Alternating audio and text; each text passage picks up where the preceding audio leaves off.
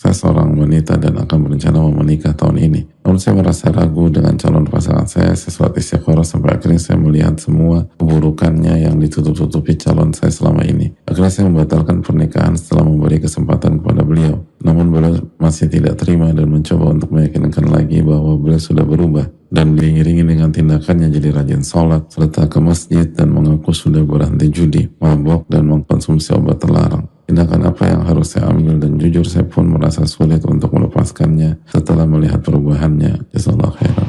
Hadirin Allah muliakan. Yang pertama, banyak doa dan istikharah kepada Rabbul Alamin. Yang kedua, dalam kasus seperti ini hendaknya kita menjadi nasih, menjadi orang yang memberikan nasihat yang terbaik untuk kedua belah pihak. Bagi pihak yang pertama, pihak wanita, maka parameter menentukan apakah laki-laki ini layak atau laki-laki ini kita pilih menjadi suami kita atau pemimpin kita di kehidupan, itu lebih kepada track record ke belakang, bukan janji ke depan. Yang dinilai adalah track record ke belakang, apa yang sudah dilakukan, dan yang dilakukan itu membuat dia layak tidak menjadi suami kita, pantas apa tidak, bisa nggak dia mimpin kita, bisa nggak dia menjadi pemimpin kita. Jadi bukan janji ke depan. Jadi parameternya bukan dia akan, tapi parameternya adalah dia telah melakukan A, telah melakukan B, telah melakukan C, telah melakukan D. Itu parameter apa yang telah dilakukan. Lihat bagaimana Khadijah radhiyallahu anha ketika menginginkan Rasulullah SAW, berpikir akan tidak, apa yang telah Nabi SAW lakukan. Al-Amin, jago dalam bisnis, amanat, jujur, nggak pernah main belakang, bahkan menguntungkan. Bukan hanya nggak pernah main belakang, main depan, dan nguntungin lebih daripada KPI-nya, lebih dari targetnya. Itu cara berpikir wanita yang diberikan taufik oleh Allah SWT. Tapi dia laki-laki itu yang dipegang tuh bukan janji, yang dipegang adalah performance selama ini, bukan janji. Makanya sebagian para ulama menyatakan ketika berbicara tentang memilih calon pasangan, ma'ruf bikada gitu, dia telah dikenal melakukan ini dan ini, dikenal. Ma'ruf itu tuh orang udah punya pola, udah diketahui oleh banyak pihak. Emang dia baik, emang dia jujur, emang dia ini, bukan dia akan berubah. Terlalu beresiko. The point. Terlepas, bisa jadi calon kita berubah, bisa jadi, ya bisa jadi enggak, jadi bisa jadi orang. Tapi ini kerangka berpikir ilmiah dalam menentukan sesuatu. Dalam menentukan sesuatu itu, dia track record. Apalagi kehormatan paling tinggi. Untuk uang saja, uang tuh di bawah, jauh di bawah kehormatan. Kita mau deal sama orang, kita mau kasih uang kita 10 miliar. Gimana yang antum pegang janji dia untuk muter uang ini, atau track record dia selama ini dalam memutarkan uang? Janji dia, saya akan buat 10 M ini jadi 30 M, 70, tenang aja mas bro, segala macam. Padahal nggak ada track recordnya ini loh. Bahkan jangan 10 miliar, megang 100 juta aja nggak pernah kita kasih dengan janji-janji, enggak. Yang kita lihat adalah track record, kemampuan dia mengelola uang, khususnya nominal seperti itu. Nah pertanyaan berikutnya, 10 miliar dengan putri-putri antum lebih tinggi mana kedudukannya? Ya udah, kalau uang saja, rangka berpikir kita nggak pegang sebatas janji, apalagi wanita, hormatan lebih tinggi. Maka lihat track record, bukan lihat janji.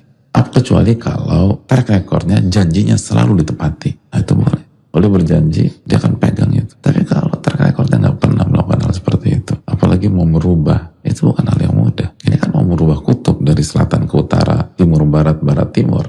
Pernah nggak dia punya track record itu? Karena itu salah satu hal yang paling rumit di dalam kehidupan, sebagaimana dijelaskan para ulama seperti Hujatul Islam.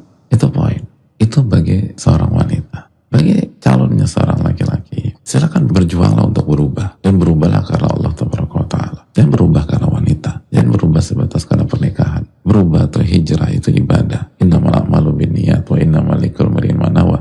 Sesungguhnya amal itu tergantung niat, dan seseorang akan dinilai sesuai dengan niatnya. Faman kanat hijratuhu ila Allah wa rasuluhu fa hijratuhu ila Allah wa rasulih. Barang siapa yang hijrahnya karena Allah dan Rasulnya, maka ia akan mendapatkan Allah dan Rasulnya. Wa man kanat hijratuhu lidunya yusibuha wa imra'atin yankihuha fa hijratuhu ila ma hajara ilaih. Barang siapa yang hijrahnya untuk dunia atau wanita yang ingin ia nikahi, maka ia hanya mendapatkan itu saja.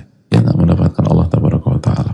Maka ketika kita memberikan nasihat seperti itu kepada wanita, sisi wanita, bukan berarti kita jatuhkan sisi laki-laki. Dan kita harus motivasi laki-laki untuk berubah, berhijrah, dan ikhlas dalam hijrahnya. Lalu jika ternyata dalam kasus ini seorang laki-laki ditolak, gak usah baper, karena pihak wanita hanya menjalankan kerangka berpikir ilmiah. Seorang wanita hanya mengikuti dalil, bukan judge dia, nggak bisa berubah. Tapi bayinatnya tidak cukup untuk membuat keputusan sebesar pernikahan. Itu cara berpikir. Kan bisa jadi berubah beneran.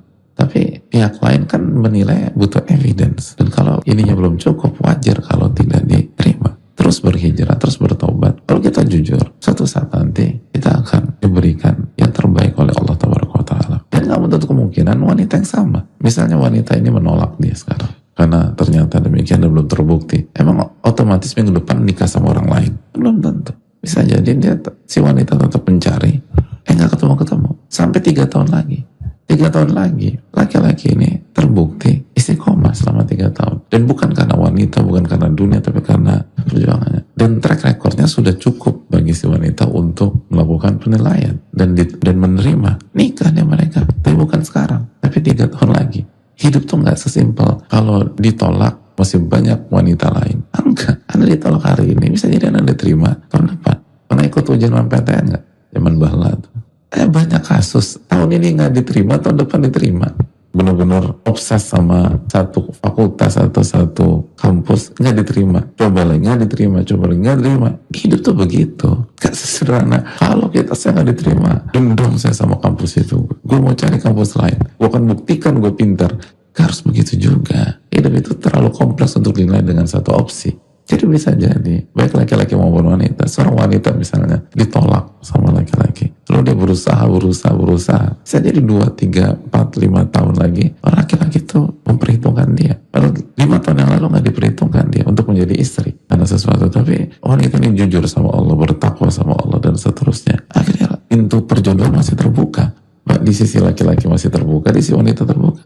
Nikah 5 tahun lagi. Begitu juga dengan contoh yang sebaliknya. Dia ditolak sama seorang wanita, dia berjuang, dia buktikan. Lalu akhirnya 5 tahun, 3 tahun nikah. Nah kita nih kadang-kadang kebanyakan nonton. Karena sequel film kan biasanya gitu. Saya akan buktikan dia akan menyesal menolak saya.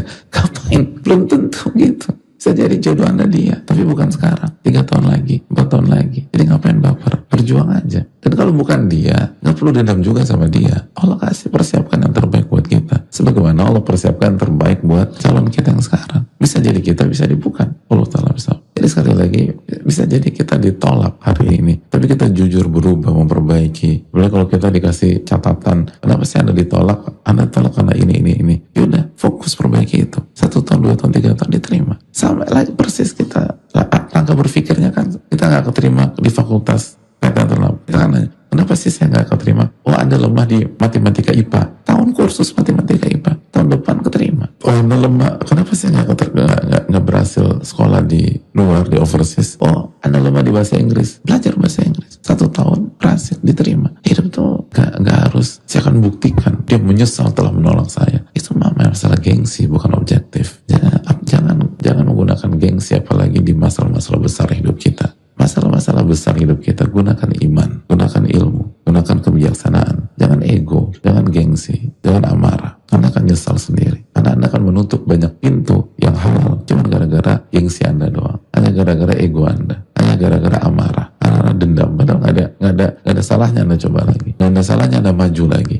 Kan gitu, nggak ada salahnya sila laki-laki maju lagi tahun depan kalau belum menikah. Tapi kan enggak gue sih gitu, nggak mau. Atau wanita yang nggak masuk menjadi istri, udah nggak cukup.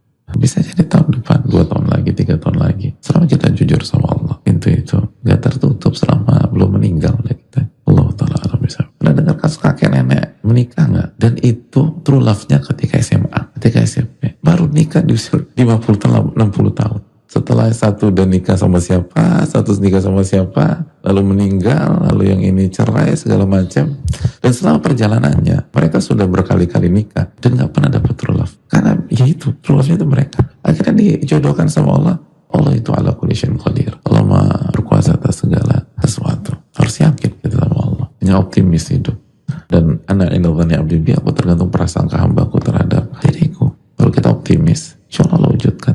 Kalau pesimis nanti Allah nggak wujudkan.